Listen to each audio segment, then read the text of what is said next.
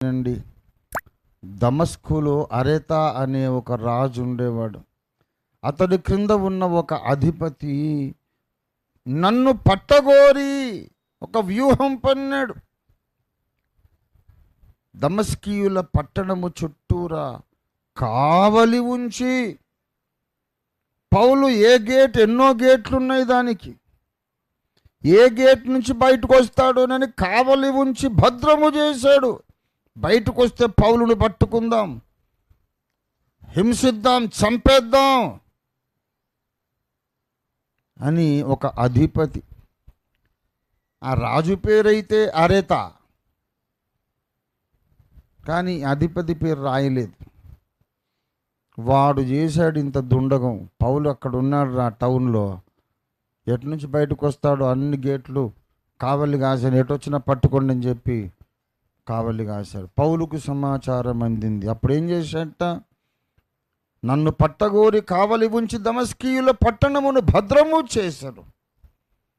అప్పుడు నేను కిటికీ గుండా గోడ మీద నుండి, ఏ గేట్లో గుండా బయటకు వచ్చినా పట్టుకుంటారు, ఏ గేట్లోంచి బయటికి రాలే, ఒక గంపలో కూర్చున్నాడు. బావిలోకి చేద వేసినట్టు ఒక తాడు కట్టి, గంపలో బలమైనటువంటి గంప, బలమైన తాడు, దాంట్లో కూర్చొని రహస్యముగా ఒక గోడ మీద నుండి కిందికి దింపబడి అతన్ని చేతిలో నుండి తప్పించుకొని పోతిని.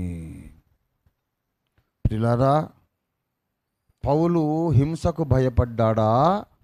చెప్పండి. ఎన్నో హింసలు పొందాను కదా, చెప్పాడు కదా.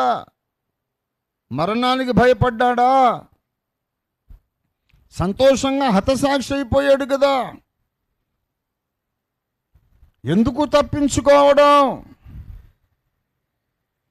హింసలన్నా మనకు లక్ష్యము లేదు, చావైనా మనకు బెదురు లేదు.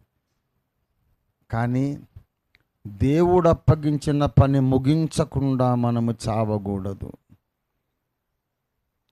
సామెతల ప్రసంగి గ్రంథం 7వ అధ్యాయం 17వ వచనంలో ఒక మాట రాయబడింది. నీ కాలమునకు ముందుగా నీ వేళ చనిపోదువు. నీకొక కాలం ఉన్నది, ఒక రోజు దేవుడు రాసి పెట్టాడు. ఆ రోజే నువ్వు చనిపోవాలి.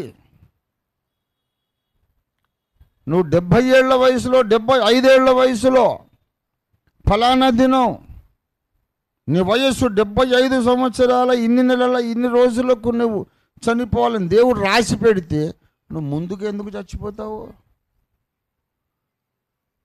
దేవుడు రాసిన కాలము వచ్చినప్పుడు నువ్వు వెళ్ళిపో, పర్వాలేదు. ఆ లోపల ఆయన ఇచ్చిన పనంతా, అప్పగించిన పనంతా నువ్వు చేసి ముగించాలి. కాలానికి ముందు ఎందుకు చచ్చిపోవాలి? కాలానికి ముందు చచ్చిపోతే ఏమవుతుందో తెలుసా? నా పరుగును కడముట్టించి తిని తుదముట్టించి తిని అన్న సాక్ష్యం మనకు ఉండదు.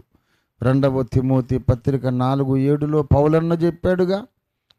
ఏమండి, ఇన్ని బాధలు పడి ఈ గంపల్లో దాగి తప్పించుకొని పోయి ఆయన ఏం చేశాడంటే, మంచి పోరాటము పోరాడి తన పరుగును కడముట్టించి తిని. పరుగును ఎలా కడముట్టించగలిగాడు? నేను మిమ్మల్ని అడుగుతున్నా. ఆ దినం గంపలో దాక్కొని గోడ మీద నుండి దింపబడి తప్పించుకోకపోతే పరుగును కడముట్టించగలిగేవాడేనా? చెప్పండి. పరుగును, దేవుడు అప్పగించిన పరుగును ముగించలేడు. దేవుడు అప్పగించిన పని ముగించాలంటే వీడికి దొరకొద్దు. ఇప్పుడు పౌలేమి దొంగతనాలు చేయలేదు, దొమ్మీలు చేయలేదు, నరహత్య చేయలేదు, రాజద్రోహము చేయలేదు. ఆ దొంగ విధవ ఎందుకండి పౌలును పట్టుకోవాలి? దయ్యం పట్టింది వాడికి. పౌలు సత్యదేవుని గూర్చి చాటిస్తున్నాడు, అనేక మంది రక్షణలోకి నడిపిస్తున్నాడు. సైతాన్ గాడు వచ్చి ఆ అధిపతిలో దూరాడు,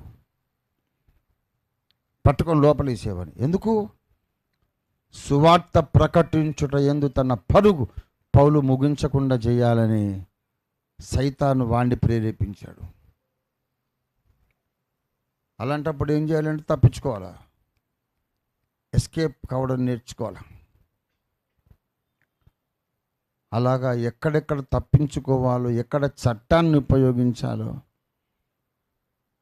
ఎక్కడ చట్టమును ఆశ్రయించాలి, ఎక్కడ గంపను ఆశ్రయించాలి, అన్నీ తెలుసుకొని ఎక్కడ దేన్ని వాడుకోవాలో వాడుకొని ఎట్టకేలకు అన్ని ఆటంకాలు అధిగమించి మన మాదిరి పురుషుడైన పౌలు తన పోరాటమును, మంచి పోరాటాన్ని ముగించాడు, తన పరుగును తుదముట్టించాడు.